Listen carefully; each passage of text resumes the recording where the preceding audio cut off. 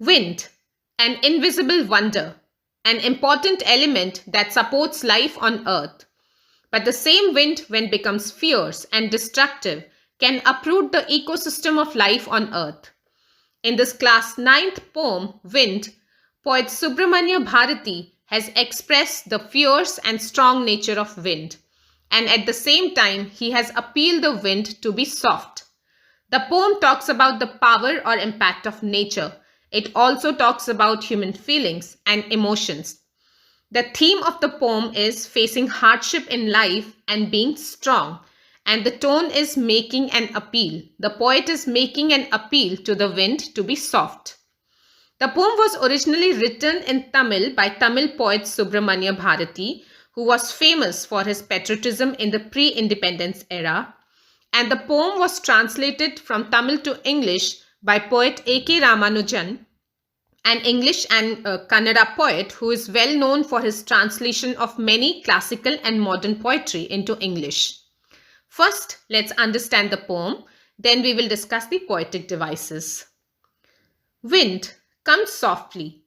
Don't break the shutters of the windows. Don't scatter the papers. Don't throw down the books on the shelf.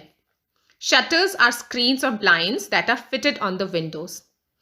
The poet is appealing the wind to be soft and not to be very strong, not to break the screens of the windows, not to scatter the papers, and not to throw down the books on the shelf. This is the nature of strong wind, that when it's very strong and fierce, it throws away everything that comes on its way. So the poet is requesting the wind to be soft and not to break the window shutters or scatter the papers or throw down the books from the shelves. There, look what you did. You threw them all down. You tore the pages of the books. You brought rain again. So the poet says that, see what you did. I requested you not to do that. Still you did. You threw everything down, tore the pages of the books, and even brought the rain. When wind is strong, it brings clouds along with it and eventually rain. So the poet says that the wind has done it. It has thrown everything down, tore the pages of the books, and brought rain. You are very clever at poking fun at weaklings. Poking fun means making fun of, and weaklings means weak people or things. And the poet is saying that wind, you poke fun of weaklings because it throws away all the weak things that comes on its way. So the poet is saying that you are clever, you make fun of weaklings. Frail, crumbling houses, crumbling doors, crumbling rafters. Frail means weak or delicate. Crumbling means something which is falling or breaking. And rafter is a sloping beam which is used to support the roof of building. So the poet says that these houses are looking weak in front of you because they are falling. Houses are falling, doors are falling, roof is falling. Crumbling wood, crumbling bodies, crumbling lives, crumbling hearts. So everything is weak in front of strong wind. Wood, bodies, lives, and even hearts. Heart of the people seem to be weak in front of you because you are so fierce that they are scared. So you are making fun of weaklings. You are throwing down everything. You are destroying everything. The poet is addressing wind by saying that you are making fun of weaklings because you are crumbling everything. The wind god winnows and crushes them all. Winnows is a process of separating grain from the husk by blowing it, or when the wind is blowing in one direction, winnowing is done so that the grain can be separated from the husk. So the poet says that wind god, it crushes everything what comes on its way. He won't do what you tell. So come, let's build strong homes. So the poet says that wind god will not listen to you. Wind god will not listen to your request. He will not do what you request to him. So it's better that we prepare ourselves by making strong houses, by not letting the wind do what it wants, and make our houses strong so that it cannot destroy us. Let's join the doors firmly. Practice to firm the body. Make the heart steadfast. Steadfast means firm. So the poet says that wind will not listen to us. So let us be strong. We make strong doors. We practice to make our body strong and heart firm. Do, and the wind will be friends with us. The wind blows out weak fires. We make strong fires. He makes strong fires roar and flourish.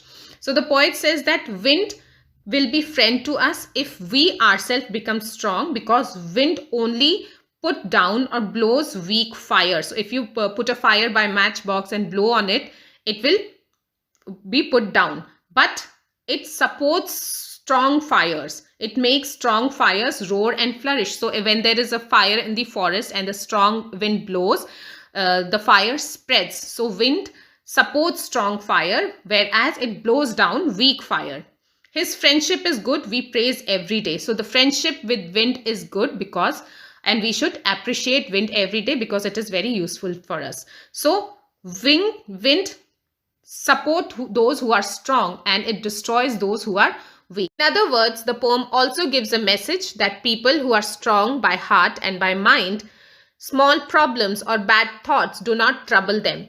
They face them strongly and they come victorious. On the other hand, people who are weak by heart or mind, they become agitated when they face small problems in life. So we should make our body, our heart and our mind strong to face all the problems in life.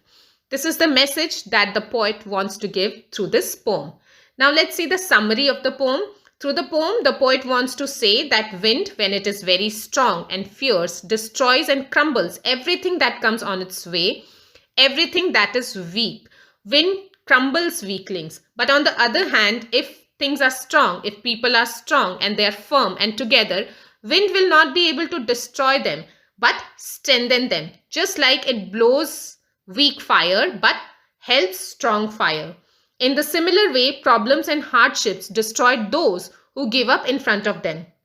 But those who stand strong and face them with open arms become strong and live life in a better way. Now let's see the poetic devices. The whole poem is written in free verse, so there is no rhyming scheme of the poem. It's a free verse poem. Coming to figure of speech, first figure of speech is personification. Personification is a figure of speech in which human characters are given to animals or any non-living thing. In the entire poem, the poet has personified wind. It has addressed wind by the word you. It has treated it as a human. So there is personification. Now there is anaphora. What is anaphora? When two or more consecutive lines start with same word, it is anaphora. So lines 2, 3, 4 begin with don't, with the word don't, and lines 6, 7, 8 begin with the word you. Don't break the shutter of the windows, don't scatter the paper, don't throw down the books on the shelf. There is anaphora. You tore the pages of the books, you brought rain again, you are very clever at poking fun at weaklings. It starts with you, so there is anaphora. Next figure of speech is repetition. So you must have seen that the word crumbling has been repeated many times in the poem. So there is repetition. Next we have alliteration. What is alliteration? The occurrence of same letter or sound in closely connected words. Consonant sound especially. It is alliteration. So in the line, wind, God, winnows. Ver sound is there. So there is alliteration. And also there is symbolism. What is symbolism? Symbolism is the practice of using an object or a word to present an idea. So wind is symbol of power or strength. Hence, wind represents atrocities in life. There is symbolism. So this was about the poem Wind, students.